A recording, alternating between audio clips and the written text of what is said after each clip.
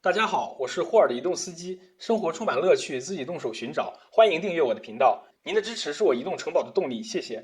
上期端着高压水枪飙了一整期的水货，那今天就来说点干货。不过网上说这个的人好像也不多，貌似又是个冷冻干货。大家穿好自己的加拿大鹅啊！之前我讲过地板伴侣踢脚线，这一期我想说它的反义词天花板伴侣顶脚线。顾名思义，它就是安装在天花板和墙壁顶部阴角上的装饰条，起一个缓冲视觉、遮蔽墙线或者辅助走线甚至走管路的功能，有点像踢脚线的堂兄弟。只是没点轻功的话，脚不太容易踢到。所以嘛，它的材料就可以使用软性的材料，又是装在顶部的，越轻越好。早些时候经常使用石膏，所以很多时候也叫它石膏线。但是现在石膏材料的使用越来越少了，我装修用的就不是石膏材质的，而是聚乙烯泡沫材质的。但是它不是包装材料的那种泡沫，质地要密实得多，而且表面磨砂，可以根据喜好刷上普通的涂料。也就是说，这是一款可以上色的泡沫。这一点就非常好了，很多塑料材质的顶脚线都不具备这个上色的功能。这种泡沫材质的质地还非常的轻盈有弹性，不像石膏那么脆，一摔就碎。也不像木头材质，受潮后容易翘曲，不会被虫蛀，所以就成了我的不二选择。这种泡沫顶脚线的式样主要分3类：带美丽花纹的古典欧式风格，啥都没有的极简硬朗风格，和中庸一点的速线风格。踢脚线是装在下3路的，我喜欢硬线条一点、简单一点的；上3路的顶脚线，我却喜欢装点柔和的，所以就选了这种比较中庸的速线风格。第一次动手装修顶脚线，我也是摸着石头过河。主要用了2款速线顶脚线，一大一小。开始我延续了选择踢脚线的逻辑去选顶脚线，想找存在感小的，越不起眼越好。在一个比较大的房间用了小款的顶脚线，结果效果并不好，显得比较小气。其实天花板上又不用摆家具，完全是可以使用左边这种探出比较大的款式的，显得比较大方。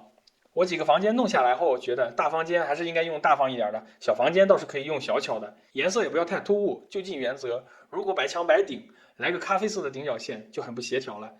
不过装修嘛，还是那句话，要看个人喜好，自己喜欢就好。但是也有可能开始自己喜欢，装好了却发现，并不是自己想要的结果啊。自己选的，自己动手装的。可以塞啦塞啦。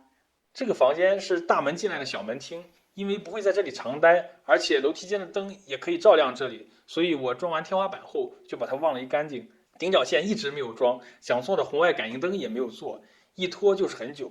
如果不是做这期视频，我不知道还要拖到什么时候。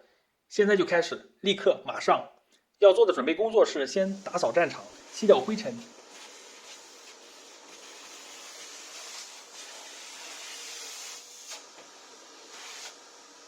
接下来第一步，量一下目标位置的长度，我是找一个基准点，量好到两边墙壁的距离加起来就可以了。之后就可以切了，切的方法和用到的工具和踢脚线一模一样，拿出喜爱的斜切45度角的模具和锯子，切一块底边长度等于所侧长度等腰梯形，角度要考虑好。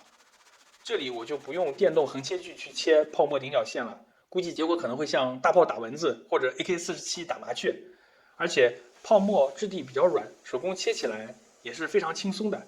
切好了，怼到墙上试一下，正好。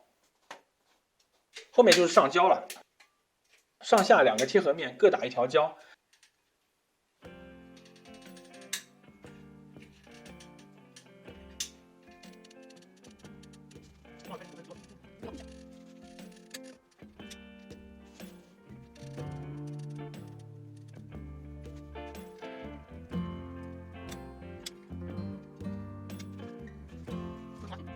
打好胶以后，长边在下，往上一推就装好了。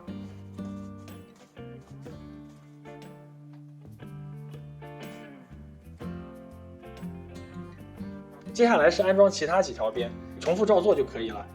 我就加速了，顺道在这里吐槽一下自己。有看过我之前视频的朋友可能要问了，你不是很不喜欢用胶吗？怎么又愉快的用上了？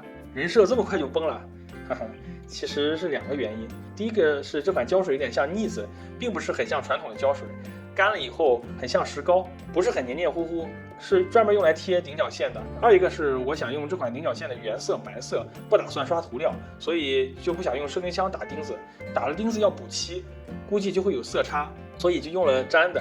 这款胶粘起来够结实，又不是特别的霸道，还是可以在不破坏到底部墙纸的情况下拆下来的。装踢脚线可能强度不够，装顶脚线我却觉得刚刚好。